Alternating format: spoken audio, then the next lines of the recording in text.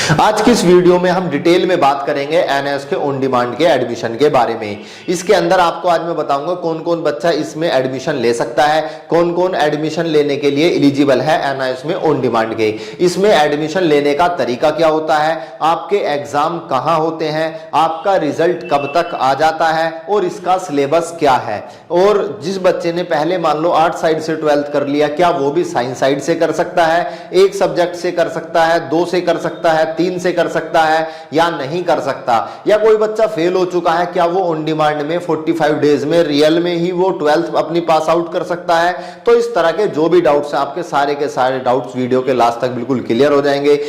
तो सबसे पहले यहां पर बता दूं, इसकी वैल्यू के बारे में बात करेंगे हम। यहां पर एनएस की वैल्यू क्या है, तो ये जो आपका एनएस बोर्ड है, एनएस बोर्ड आपका सेंट्रल गवर्नमेंट का बोर्ड है जो लगभग 1989 में आपका ये बनाया गया था। तो ये बोर्ड आपका ऑल ओवर इंडिया वैलिड है और इंडिया से बाहर भी ये वैलिड है। और ये आपका किसी भी सरकारी नौकरी, किसी भी प्राइवेट नौकरी, हर तरह की नौकरी में ये आपका वैलिड है। तो इस चीज से बिल्कुल आप निश्चिंत रहें कि ये वैलिड होगा या नहीं होगा। कुछ बच्चों का डाउट आता है कि नीट के अंदर ये वैलिड है या नहीं है, या जेई के अंदर वैलिड है या नहीं है। तो जो बच्चे नीट या जेई देना चाहते हैं वो आराम से आंख बंद करके 12th एनआईएस बोर्ड से कर सकते हैं।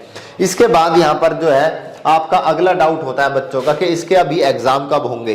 फिलहाल अभी मैं बात करूं दिसंबर 2023 की मैं बात कर रहा हूं, दिसंबर का मंथ चल रहा है। अब जो बच्चा ऑन डिमांड में एडमिशन लेगा, फिलहाल उनके एग्जाम जनवरी 2024 में होंगे। जनवरी 2024 में वो अपनी सीट बुक कर सकते हैं और अपने एग्जाम दे सकते हैं। अब बात कर लेते हैं कौन कौन इसके अंदर एलिजिबल है बच्चा और कौन कौन एलिजिबल नहीं है। सबसे पहले बता दूं, ऐसे बच्चे जो फेल हो चुके हैं, वो चाहे किसी भी बोर्ड से फेल हो चुके हैं, वो एनआईएस के अंदर एडमिशन लेने के लिए एलिजिबल है एनआईएस ऑन डिमांड में।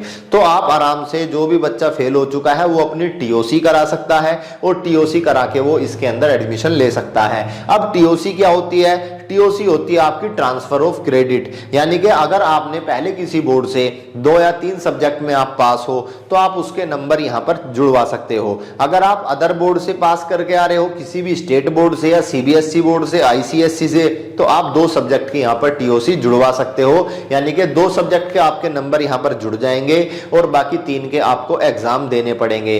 अब वो आपको चाहे आप एक भी जुड़वा सकते हो या 2 भी, मैक्सिमम आप 2 सब्जेक्ट की टीओसी ले सकते हो। टीओसी केवल वही बच्चा ले सकता है जो फेल स्टूडेंट है, क्योंकि टीओसी लेने के लिए आपको अपनी फेल की मार्कशीट ओरिजिनल सबमिट करनी पड़ती है। जो आपका रीजनल सेंटर होता है वहां पर वो आपको सबमिट करनी पड़ती है। या तो आप बाय हैंड जाके जमा करो या फिर आप बाय पोस्ट उसको जमा कर सकते हो।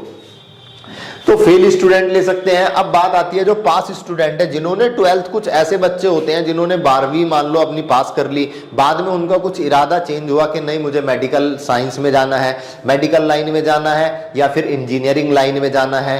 तो इस तरह की लाइनों के लिए कुछ स्पेशल सब्जेक्ट की जरूरत पड़ती है, जैसे फिजिक्स, केमिस्ट्री, बायो की जरूरत पड़ेगी आपको मेडिकल लाइन की तरफ। अगर इंजीनियरिंग की तरफ जाना है तो आपको मैथ्स की जरूरत पड़ेगी।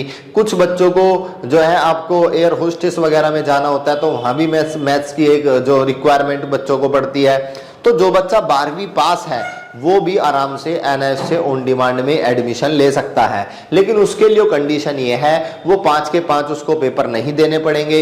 वो 1 सब्जेक्ट या 2 सब्जेक्ट या 3 या मैक्सिमम 4 सब्जेक्ट में एग्जाम दे सकता है। ऐसे बच्चे की टीओसी भी नहीं लगती, तो आपको जो है केवल उसकी अलग से मार्कशीट एक अलग से मिल जाएगी।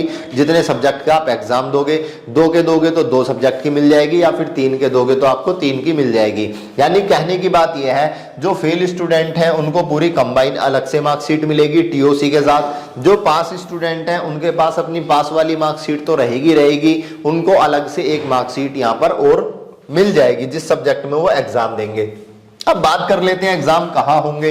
तो एग्जाम जो होते हैं इसके हर एक स्टेट में एग्जाम होते हैं। इसके ज्यादातर एग्जाम इसके कैपिटल में होते हैं, जो भी राज्य की राजधानी होती है वहां पर जो एनआईएस का रीजनल सेंटर होता है तो वहीं पर इनके एग्जाम होते हैं। या फिर अगर राजधानी ज्यादा दूर है तो केंद्रीय विद्यालय कुछ जो सेंटर बनते हैं वहां पर आपके एग्जाम कंडक्ट करा दिए जाते हैं।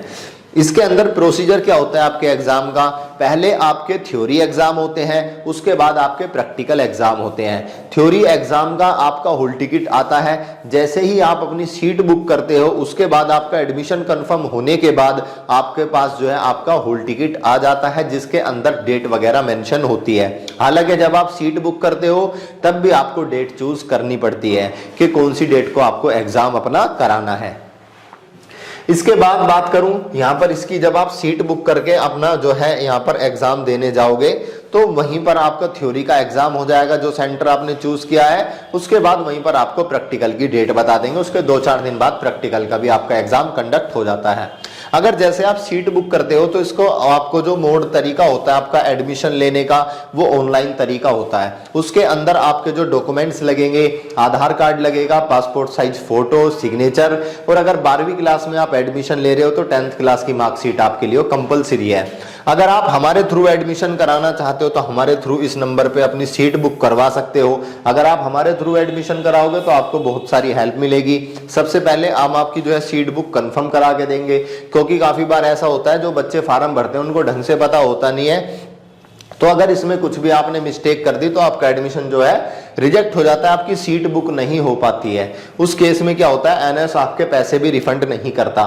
फिर आपको एक गाइडलाइन की प्रॉपर जरूरत पड़ती है, कैसे आपको प्रैक्टिकल फाइल के सॉल्यूशन तैयार करने हैं, कैसे आपको 1 से 2 महीने में तैयारी करनी है। तो कंप्लीट गाइडेंस हम आपको प्रोवाइड कराते हैं अगर आप हमारे थ्रू एडमिशन कराओगे। तो ये हमारा नंबर है, इसको अपने फोन में आप सेव कर लेना PSC NIOS के नाम से। काफी सारे बच्चे हमसे ऑन डिमांड में एडमिशन कराते हैं और उनका रिजल्ट बेहतर ही आता है। इसके बाद बात कर लेता हूं मैं सिलेबस के बारे में। तो ऑन डिमांड के अंदर जो है आपके जो है TMA नहीं होते हैं। काफी सारे बच्चे इस कंफ्यूजन में रहते हैं कि TMA के 20% नंबर हमें मिल जाएंगे, तो यहां पर मैं क्लियर कर दूं इसके अंदर TMA नहीं होते हैं। TMA क्या होते हैं, ट्यूटर मार्क असाइनमेंट होते हैं जो पब्लिक एग्जाम में होते हैं। तो इसके अंदर आपको सभी चैप्टर्स पढ़ने होते हैं। और आप पढ़ाई कैसे करोगे, बुक्स वगैरह तो आपको मिलती नहीं है, आपको गाइड खरीदनी पड़ेगी इसके अंदर। अगर आप हमारे थ्रू गाइड खरीदते हो NIOS की तो आपको 20% उस पर डिस्काउंट भी मिलेगा, और इस नंबर पे आप फोन करके अपनी जो है गाइड वगैरह भी खरीद सकते हो, अपनी गाइड मंगा सकते हो। अब बात कर लेते हैं जब इसका एग्जाम कंडक्ट पूरे कंप्लीट हो जाते हैं तो इसका रिजल्ट कितने दिन में आता है। तो जैसे ही आपके जो एग्जाम लास्ट एग्जाम कंप्लीट होते हैं तो आपका उसके बाद 45 डेज बाद आपको उसका रिजल्ट डिक्लेयर हो जाता है। ये थे आपके कुछ बेसिक से। अब मैं यहाँ पर इसकी कुछ कमियां भी बता देता हूँ। कुछ ऑन डिमांड के अंदर कमी भी होती है। तो सबसे बड़ी कमी ये होती है कि इसका जो सिलेबस वो बहुत ज्यादा है, आपके पास समय कम होता है। अगर आप गाइड वगैरह की हेल्प नहीं लोगे तो आपको पास करने में बहुत ज्यादा दिक्कत आ जाएगी। सबसे दूसरी चीज ये है कि ये थोड़ा कॉस्टली होता है आपका पब्लिक एग्जाम के कंपेरिजन में।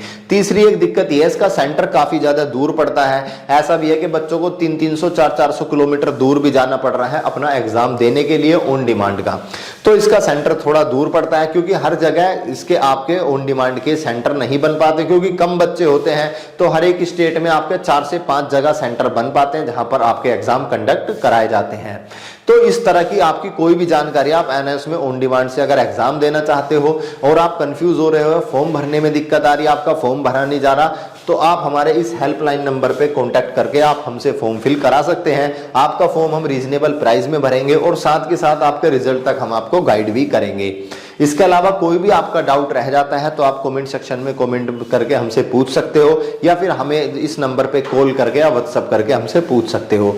ठीक है दोस्तों, मिलते हैं अगले सेशन में। तब तक के लिए keep study in pi study. Thank you.